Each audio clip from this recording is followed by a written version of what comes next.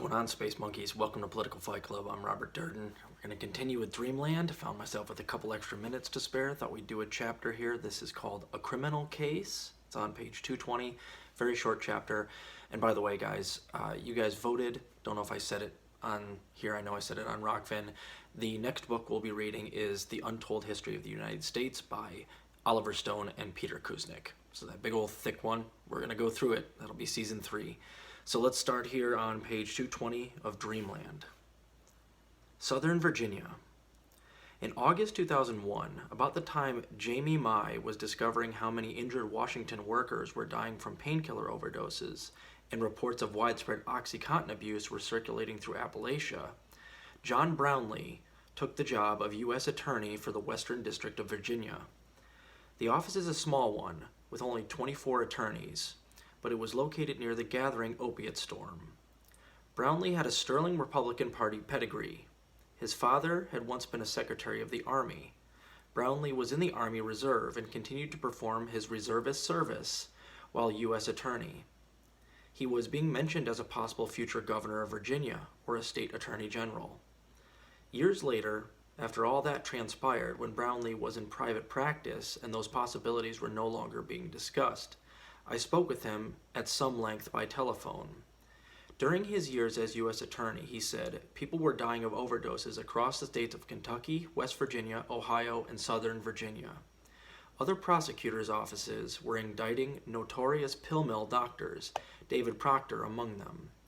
Brownlee's office jumped into the fray with the controversial prosecution of a Roanoke doctor named Cecil Knox, whose state records showed was a prolific prescriber of OxyContin. From there, Brownlee said, he decided to take a broader view of what was going on. We looked at this and said we should take a look at the company marketing of this stuff, he said. He subpoenaed all of Purdue's records related to marketing OxyContin. The records numbered in the millions of pages of emails. Federal employees took up residence in a conference room on a floor of the Purdue headquarters in Stamford, Connecticut, and copied company files for months.